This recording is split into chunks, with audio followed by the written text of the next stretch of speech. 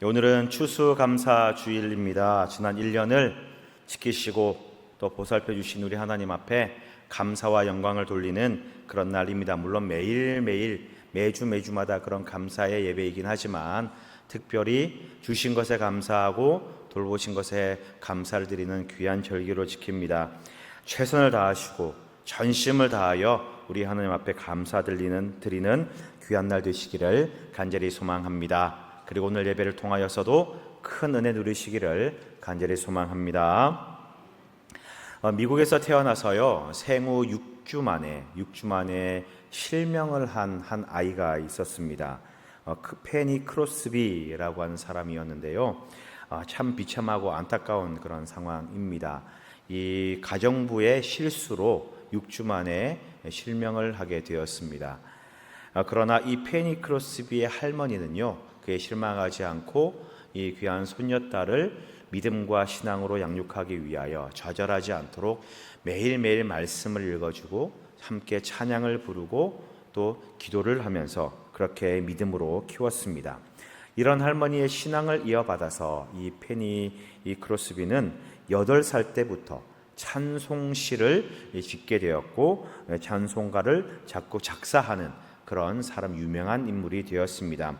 38살 때 이 맹인 남편인 알렉산더 음악가를 만나가지고 결혼을 하여 함께 협업을 하면서 많은 찬양을 하나님 앞에 올려드렸습니다. 약 8,500편 정도 되는 그런 찬송시를 작사했다고 합니다. 그래서 금세기 가장 뛰어난 찬송 작시가로 유명한 인물입니다. 그녀가 작시한 곡들 중에 우리가 잘 아는 우리 찬송가에도 24곡이나 실려 있습니다. 예수 나를 위하여 아시죠? 예수께로 가면 이 찬양도요 이 페니 크로스비가 작시를 하였고 인내하신 구세주여 또 나의 영원하신 기업 이런 찬양 등 우리가 너무 유명하고 은혜를 많이 받는 그런 찬양들을 작시하여 찬송가에 수록되어 있습니다. 그녀가 죽었을 때의 묘비에는 어떻게 쓰여 있냐면요 그녀가 하려고 했던 모든 것을 해냈다라고 하는 묘비명과 함께 예수를 나의 구주 삼고의 찬송시가 기록이 되어 있습니다. 자, 이 페니 크로스비가 지은 시 중에 가장 유명한 가장 즐겨 부르는 알려진 찬송가가 찬송가 384장입니다. 나의 갈 길 다가도록 예수 인도하시니 내 주 안에 있는 긍휼 어찌 의심하리요. 믿음으로 사는 자는 하늘 위로 받겠네. 무슨 일을 만나든지 만사형통하리라. 무슨 일을 만나든지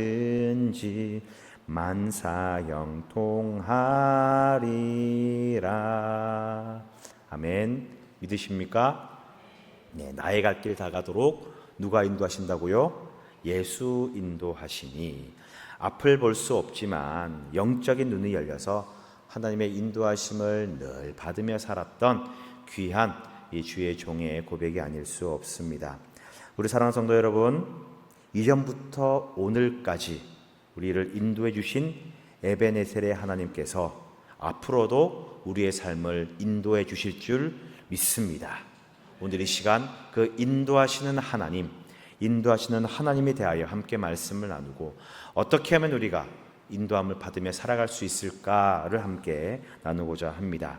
자, 오늘 말씀을 함께 보겠습니다. 오늘 말씀은 하나님께서 이스라엘 백성들을 인도하시는 그런 모습입니다. 하나님은 애굽에서 이스라엘 백성들을 인도하여서 홍해를 건너 수르 광야로 인도하여 주셨습니다.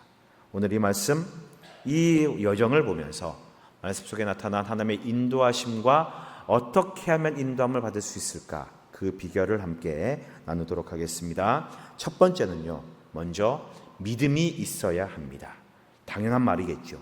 하나님이 우리를 인도하신다라고 하는 확고한 믿음이 있어야 인도자의 인도를 받을 수가 있습니다. 본문 22절 말씀을 함께 읽도록 하겠습니다. 같이 읽습니다. 시작. 모세가 홍해에서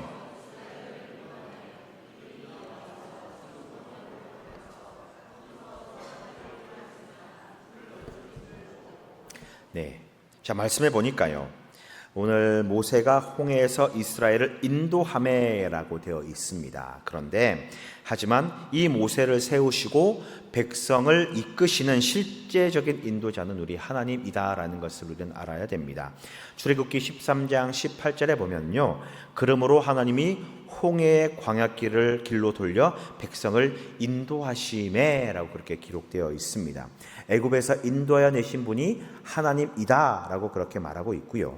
그리고 길을 이끄시는 분도 하나님이다라고 고백을 하고 있습니다. 그런데 본문에 보니까 22절 중반에 보니까 인도함에 그들이 나와서 수르 광야로 들어가서라고 그렇게 되어 있습니다. 자, 인도해 주시는 것은 너무나 좋습니다. 그런데 어디로 인도하시느냐? 수르 광야로 인도하십니다. 광야길로 인도하셨다라는 거죠. 여러분, 이왕이면 우리를 좀 인도하시고 이끄실 것 같으면 좀 좋은 길, 평탄한 길, 평안한 길, 좀 괜찮은 길로 인도하셔서 이렇게 좀 다니기 편하게 하시면 되는데 왜 하필이면 광야길일까? 우리가 이 광야길 때문에요, 하나님의 인도하심을 의심할 때가 많고 불평할 때가 있다라는 것입니다. 그러나 여러분, 하나님이 우리를 인도하실 때는 가장 좋은 길이 아닌 가장 알맞은 길, 가장 적합한 길로 우리를 인도하신다는 사실을 여러분 믿으시기 바랍니다. 내가 볼 때 힘들 것 같고 어려울 것 같고 저곳은 길이 아닌 것 같지만, 잘못된 길인 것 같지만, 그러나 하나님이 인도하시는 그 길이 가장 알맞은 길임을 여러분 잊지 마시기 바랍니다. 하나님이 이 이스라엘 백성들을요 광야길로 인도하신 분명한 이유가 있습니다. 그게 13장에 기록되어 있는데 13장 17절에 이렇게 이야기를 하고 있습니다. 같이 한번 볼까요? 같이 읽습니다. 시작. 바로가 백성을 보낸 후에 블레셋 사람의 땅의 길은 가까울지라도 이는 하나님이 말씀하시기를 이 백성이 전쟁을 하게 되면 마음을 돌이켜 애굽으로 돌아갈까 하셨음이라. 길은 목적지까지 오히려 블레셋 길로 통과해 나가는 것이 더 가까울지라도 라고 그렇게 되어 있습니다. 자, 출애굽에서 가나안까지 가는 그 여정, 가장 먼저는 시온산으로 향하게 되는데 그 시온산까지 향하는 그 여정 중에 가장 빠른 길은 이 블레셋 길을 가로질러서 통과해서 가는 길이 가장 빠릅니다. 빠르면 3일, 길면 일주일 정도 되는 그 여정이 됩니다. 그런데 하나님께서는 그렇게 인도하지 않으셨습니다. 이 가장 빠른 길을 놔두시고 광야로 길을 둘러서 멀리 돌아가도록 하나님이 그렇게 인도하십니다. 편하고 쉽고 빠른 길을 놔두시고요, 하나님이 험하고 힘든 광야길로 인도하셨습니다. 이때 불평이 일어나는 거예요. 이때 의심을 하게 됩니다. 좋은 길을 놔두고 빠른 길을 놔두고 힘들고 어려운 길로 가는 그 이유가 무엇일까? 이 의도가 무엇일까? 괜히 어렵게 만들고 괜히 힘들게 만드는 이 이유가 뭘까? 불평하고 불만하고 의심할 수가 있습니다. 그러나 분명한 것은 여러분, 그 길이 하나님이 인도하시는 길이라면 가장 안전하고 가장 적합한 길, 가장 알맞은 길이다라는 것을 기억하시기 바랍니다. 아프리카 선교를 하시던 존스 선교사님이 계셨습니다. 간증에서 그런 말씀을 하셨는데요, 어느 날 이 선교사님이 아프리카의 원주민에게 복음을 전하러 가기 위하여 이 정글로 들어갔습니다. 아프리카 정글로 들어갔는데 그만 길을 잃고 말았습니다. 아무리 길을 찾고 헤매도 길을 찾을 수 없고 점점 더 모르는 길, 알 수 없는 큰 어려움에 봉착하게 되었습니다. 이대로 날이 저물면 정글의 위험한 짐승들, 맹수들로부터 큰 해를 당할 그런 위기였습니다. 그래서 너무나 걱정되고 두려운 마음에 계속 기도하면서 길을 찾아 헤매고 있는데, 그러다가 원주민 한 사람을 만나게 되었습니다. 이 말이 잘 통하지 않지만 약간의 원주민 언어를 알고 계셨던 이 존스 선교사님이 이 손짓 발짓 다 해가면서 이 기본적인 대화를 하면서, 이 길을 잃어버렸으니까 내가 어디까지 가는데 가는 길을 잃어버렸으니 나를 좀 안내해 달라라고 그렇게 부탁을 했습니다. 이 원주민은 나를 따라오라 라고 하는 짧은 답을 하더니 알 수 없는 곳으로 막 달려가기 시작하는 거예요. 얼마나 빨리 달려가는지 이 존스 선교사님이 따라잡을 수 없을 만큼 급하게 가더라라는 겁니다. 더군다나 더 울창한 숲으로, 더 깊은 이 정글 속으로 들어가는 것만 같고 길은 도무지 나오지 않을 것 같다라고 하는 그런 마음이 들었다라는 것이죠. 그래서 저만치 가는 그 원주민을 큰 소리로 불러 세워서 약간 상기되고 화가 난 그런 목소리로 이렇게 말했다고 합니다. 도대체 어디를 가는 겁니까? 길은 어디 있습니까? 이렇게 물어보니 이 원주민이요, 이렇게 대답했다고 합니다. 길은 없습니다. 내가 가는 곳이 길입니다. 그러니 저를 믿고 그냥 따라오십시오. 그렇게 이 원주민을 따라 나선 지 한참 후에 길을 찾고 목적지에 무사히 도착할 수 있었다라고 간증을 하셨습니다. 그렇습니다, 여러분. 하나님의 인도하심이라고 하는 것은요, 때로는 내 생각과 내 판단과 나의 지식과 다를 수가 있습니다.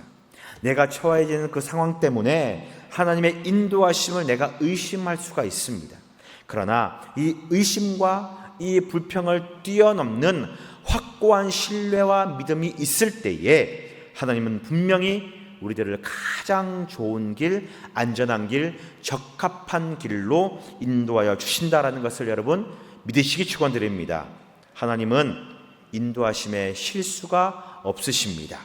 하나님은 가장 안전한 길로 우리를 인도하십니다.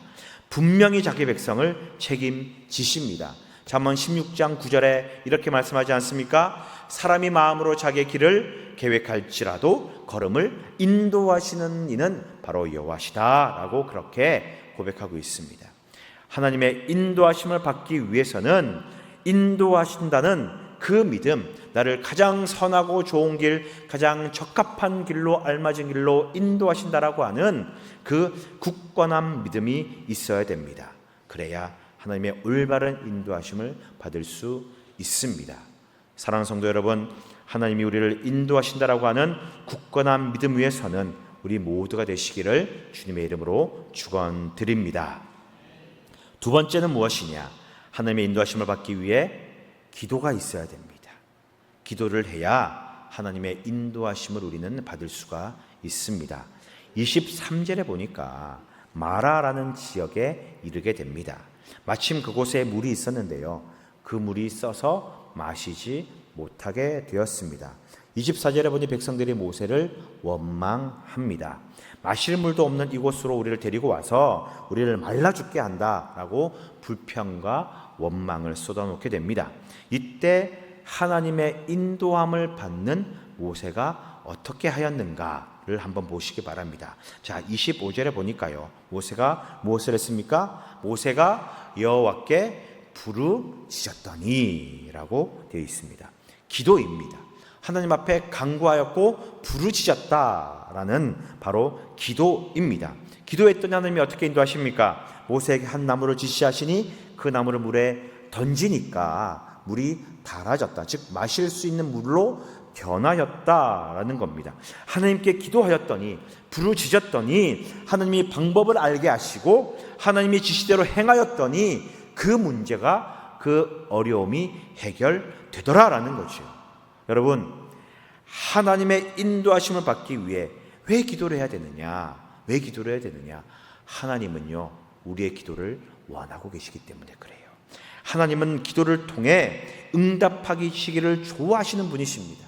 하나님은 우리의 기도에 응답하시면서 기쁨을 누리시는 분이십니다. 하나님은 우리가 하나님께 간구하고 기도하는 것을 너무 좋아하시고 원하시기 때문에 우리가 간구하면, 기도하면 하나님이 응답하여 주신다라는 것입니다. 그래서 기도하면 그 다음부터 우리 하나님이 책임져 주십니다. 기도하면 하나님이 선하게 이끌어 주시는 거예요. 여러분, 우리는 우리의 삶의 모든 영역에서, 크든 작든 모든 영역에서 하나님의 인도하심을 받기 위해 기도하셔야 합니다. 교회 사역, 사업, 직장, 가정의 일, 개인의 일, 모든 일들 다 기도하시면 하나님의 인도하심이 분명히 있을 줄 믿으시길 축원드립니다.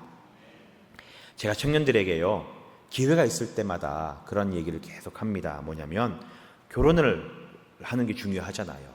결혼을 할 때에 배우자를 찾는데도 하나님의 인도하심이 있어야 되니까 구체적으로 계속 배우자를 놓고 열심히 기도해야 된다라고 그렇게 때가 되면 기회가 될 때마다 그렇게 권면을 합니다. 그러다가 어느 자매가요, 이 신랑감을 놓고요 계속 그렇게 기도를 했다고 합니다. 구체적으로 기도하라고 하니 구체적으로 이렇게 목록을 써놓고 그렇게 기도를 했습니다. 그런데 조건이 까다로웠는지, 기도 제목이 너무 다양했는지 신랑감이 나타나지 않는 거예요. 그래서 근심하고 초조하고 나이는 들어가는데 조바심이 나고 답답한 마음이 들었어요. 그러던 중에 목사님의 설교를 듣게 되는데, 응답받는 기도에 대한 설교를 듣게 되었습니다. 그 설교 중에 남을 위해 기도하면, 즉 중보 기도를 하면 자기의 기도도 빨리 응답받는다라고 하는 이 내용에 마음이 확 열린 거예요. 감동이 있었던 겁니다. 그래서 이 자매가 기도를 바꿨다고 합니다. 주여, 나에게 신랑감을 주시옵소서, 좋은 남편을 주시옵소서 라고 그렇게 하던 기도를, 주여, 저희 어머니에게 좋은 사익감을 주시옵소서 라고 그렇게 기도 제목을 바꿨다고 합니다. 네, 그래서 지금 아들 둘 놓고 너무 잘 살고 있어요. 아들 둘은 한 명은 유치원생이고 한 명은 이제 4살인가 그렇다고 제가 연락받았는데, 저희 아닙니다. 오해하지 마십시오. 네. 어쨌든 간에 여러분, 사랑하는 성도 여러분, 하나님은 성도의 기도를 외면하지 않으신다라는 거예요. 기도하면 하나님이 들어주시고 응답하여 주신다라는 것 기억하시기 바랍니다. 하나님의 인도하심을 받는 가장 확실한 길은요, 바로 기도하는 것입니다. 기도하는 자는 하나님이 책임지시고 인도하시다는 것을 믿으시고 매 순간순간 하느님 앞에 기도하며 나아가는 모두가 되시기를 간절히 축원드립니다. 그리고 마지막 3번째는 무엇이냐? 여러분, 인내가 있어야 됩니다. 인내가 있어야 됩니다. 하나님의 인도하심을 받기 위해 우리는 인내하고 참아야 된다라는 것입니다. 여러분, 기다리지 못해가지고요, 하나님의 그 인도와 섭리를 받지 못하는 경우가 너무 많이 있습니다. 자, 보십시오. 27절에 보니까 하나님이 마라에서 어디로 인도하시느냐? 엘림이라는 곳으로 인도합니다. 함께 말씀을 읽어볼까요? 27절 시작. 그들이 엘림에 이르니 거기에 물샘 12과 거기서 그들이 그물 곁에 장막을 치니라. 자, 한 번만 더 말씀을 좀 읽겠습니다. 좀 크게 읽어주시면 좋겠습니다. 시작. 그들이 엘림에 이르니 12과 종려나무 70그루가 있는지라. 거기서 그들이 그물 곁에 장막을 치니라. 보니까요, 물샘 12곳, 종려나무 70수가 있었다라고 기록되고 있습니다. 12, 70이라고 하는 숫자는 유대인들에게는 완전수라고 합니다. 그래서 12개의 샘, 우물과 또 70수의 종려나무는 그들이 안식하고 쉬기에 가장 완벽하고 완전한 장소였다라는 것을 의미합니다. 다시 말해서 물이 풍부하고 그 모든 사람들이 먹고 마시고 쉴 만한 그런 아주 그늘이 있고 울창한 숲이 있는 오아시스였다라는 의미입니다.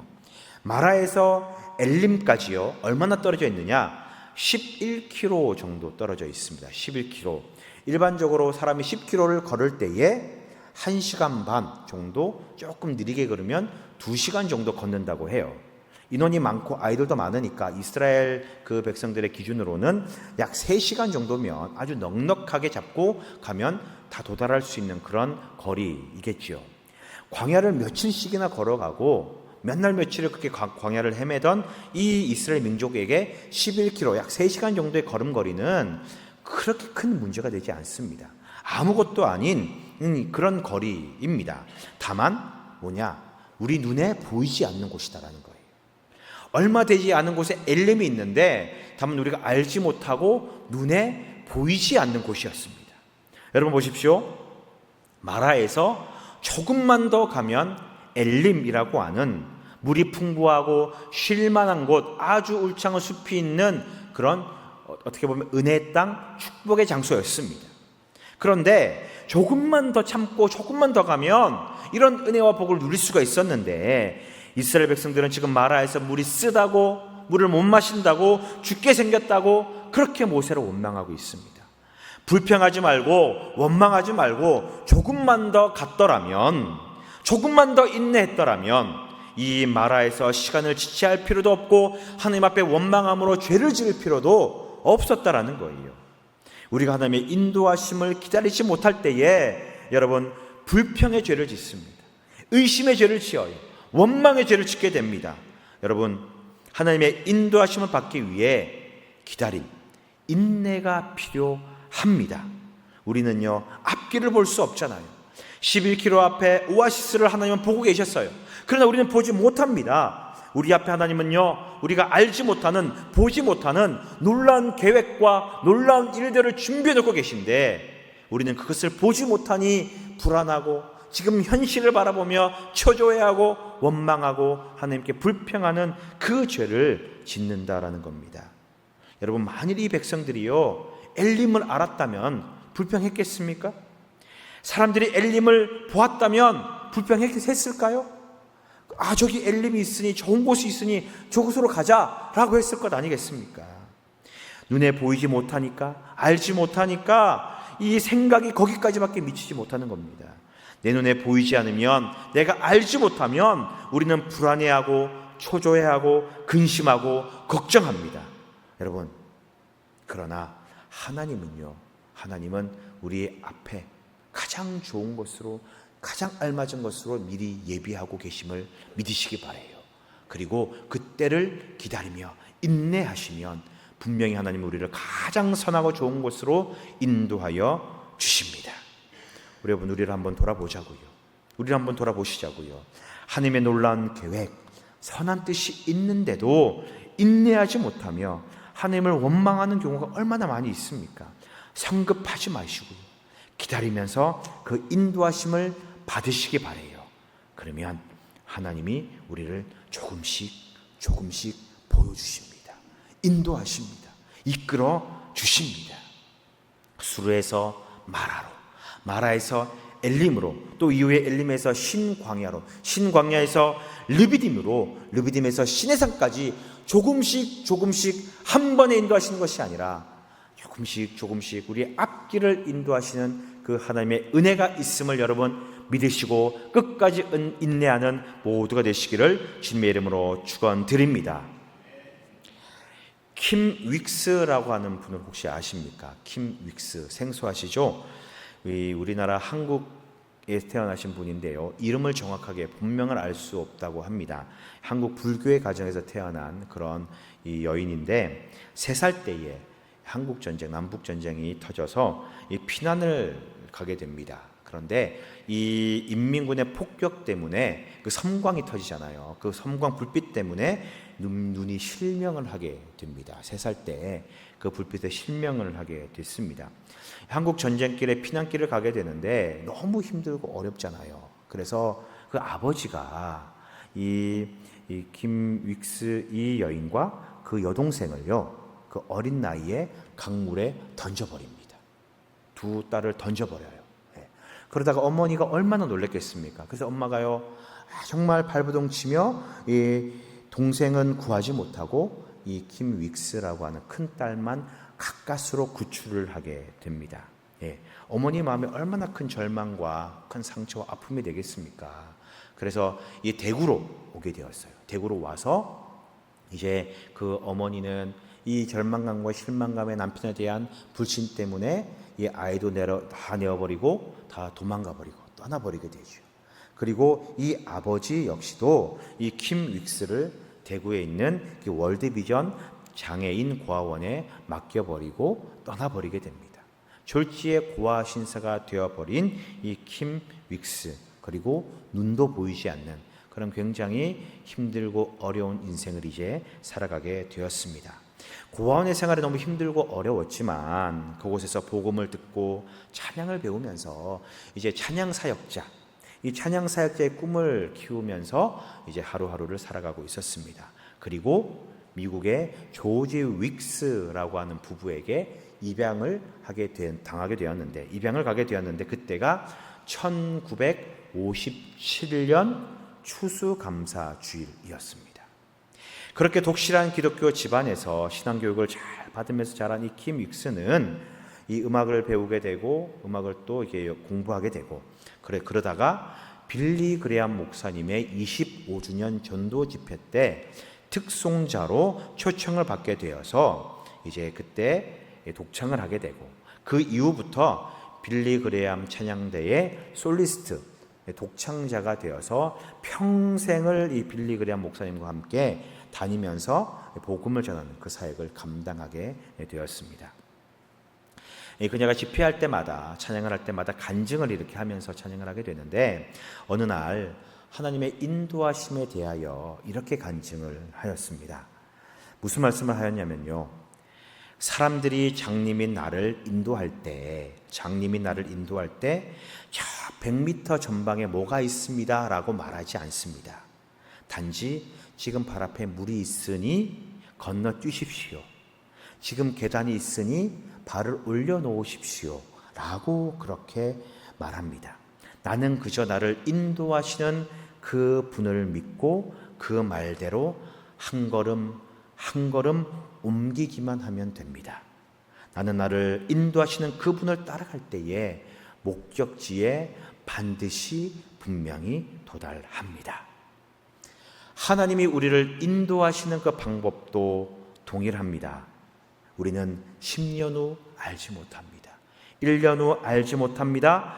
당장 내일의 일도 알지 못합니다. 오늘을 인도하시는 그 하나님, 한 발짝 인도하시는 그 하나님 앞에 순종하면 하나님은 내일도 인도하시고, 일주일 뒤에도 인도하시고, 1년 뒤에도 인도하셔서 마침내 하나님이 인도하시는 그곳에 도달케 하실 것입니다. 여러분, 얼마나 멋지고 감동적인 그런 간증입니까? 여러분, 하나님은요, 조금씩 인도하십니다.